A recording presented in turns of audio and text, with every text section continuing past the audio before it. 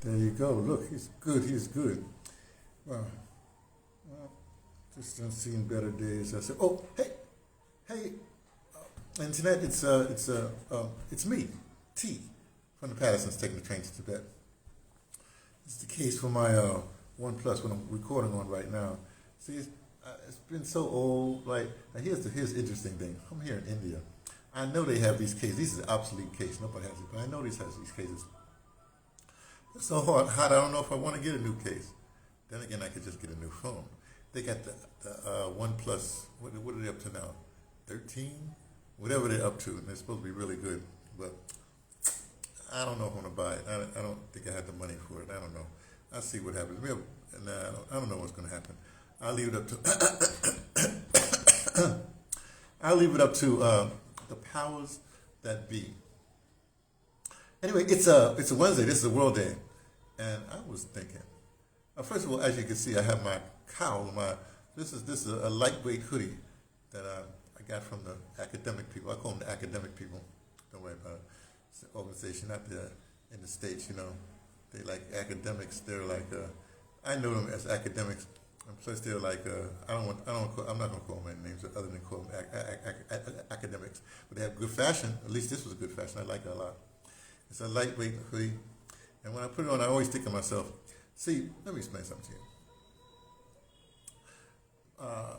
Saint Anthony, well, somehow Anthony's in there, was a monk, a Catholic monk, but he brought the monkitude, the monkitude attitude to the West, you know, to the Catholics, and you know, he was out of Portugal, but somehow the Italians claim him. Saint Anthony of Padua. In fact, I was baptized in St. Anthony of Padua Church in South Bronx, or in the Bronx, in the medium Bronx, well, Mount Haven section of the Bronx. I was in the Bronx someplace. Excuse me, it's slightly hot. I don't know why. I just like wearing the hoodies, man. I always like cowls, man. I don't know why. I just like them. A cowl, a hoodie. And just before hoodies were popular, I call them cowls. Anyway, it doesn't matter. So here's what I was thinking. Because I'm the kind of person, like, you know, you have the first definition of something, you have the second definition of something, I go down to like the third, the definition of what it is. So when you say something like a monk to me, everybody thinks a monk, oh yeah, those are the guys that, you know, they do whatever they do, they wild, they walk around begging, they do whatever they do, right? And that might be true. I'm not saying it isn't. That's true enough. But also, because they're in their solitude and everything like that, they actually study. You know, they're researchers. So my monkitude has to do with research. We're in India. What can I tell you? Somebody's going to temple, so they bring their drums, and then they got the. Oh wait, this is something else. Oh no, they're begging. They're like monks. They're getting something. They're trying to get attention to get some. I don't know whether they're begging for alms or they're trying to get some. I don't know what they get. Anyway, the point is, so to me, a monk is something different than. In fact, for a long time, I was on what I call the unsequestered monk tour. It's an unsequestered monk. But I thought monks sequester themselves away. Right? That's true. That's why it's the unsequestered monk tour. I was on that for a long time. So for a long time. For most of the 2000s, like only a few years ago, I changed. I forgot what tour I'm on now. I'm on some kind of tour. I forgot. I gotta look it up. Anyway, but the point really is that unsequestered monk is like Jesus. The Christ was an unsequestered monk. You know, you have the monk principles, but you still walk amongst the people. So you got to still, you know, do the monk thing. You know, you got to be, you got to be pious and blah blah blah. But you know, you do no crime. That's the whole thing, right? Now, the reason I was thinking about all this, because this is what I call a world day. Every day I have a different theme that I talk about. Every night I have a different theme that I talk about. This is the world. Things that's happening in the world, right? Like, well, Thursday tomorrow is like what do you call that? Like, I don't remember what it is. It's audio drama day.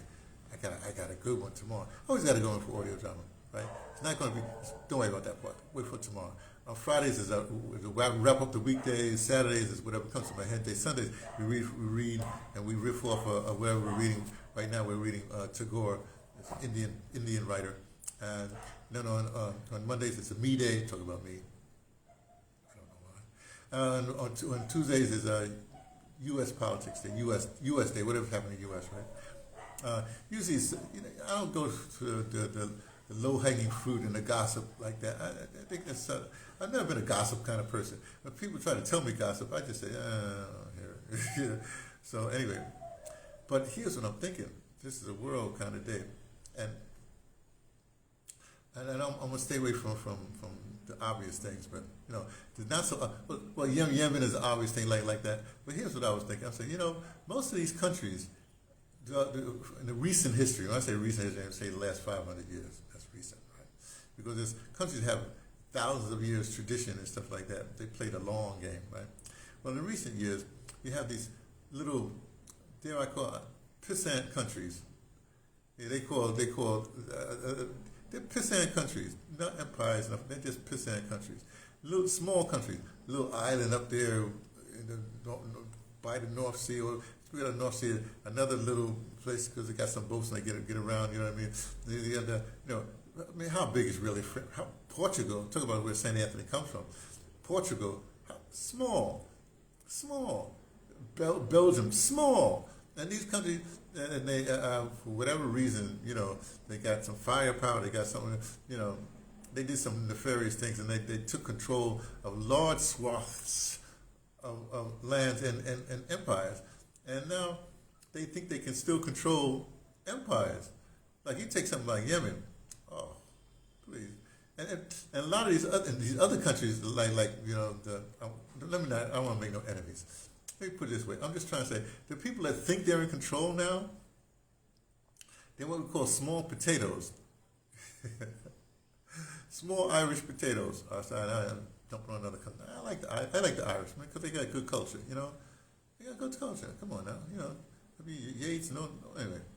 The point is, right, now there's due to worm turn, history goes around, and finally you end up, where it's supposed to be.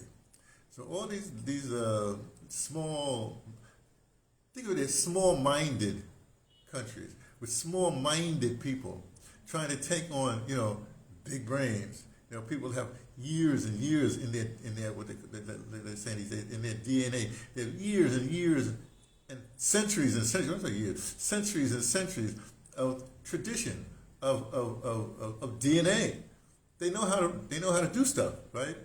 Now, what's more interesting to me right now, people talk about what they talk about. They always marginalize people, the darker melanated people. So they sort of ignore them, right? Or try to ignore them. But I think, well, they say they're ignoring them, but you get elements in these people that are not ignoring them. They're really studying really hard, because Africa, I keep on saying this, and I'm working to make it be true, right? You can spend your time talking about this and that, but right now, what's happening in Africa is unbelievable. Talking about unity, talk about, getting rid of the small-minded. See, because you can come from a big culture but still be small-minded. Because a lot of these countries, a lot of these cultures, they were inbred and stuff like, when I say inbred, they had an inside track. Even someplace like India, you know what I mean? Some small-minded people come and they're light-skinned and they think they can lord it over the more heavily melanated people. They're in for a rude awakening too. I know it's going to be a difficult slog for them, that's India, but we'll see what happens. The point is this. Small minds create small solutions to what they think is huge problems. It's not going to happen, okay? And right now, what's happening with Africa especially, I'm talking Africa, I'm Africa-minded. I'm being obsessed with Africa, because the unity that's happening with Africa, with all these countries coming together under a big brain trust. I call it a big brain trust. I'm talking about the Sahel Trust. We start calling them this. This is the Sahel Mind Trust.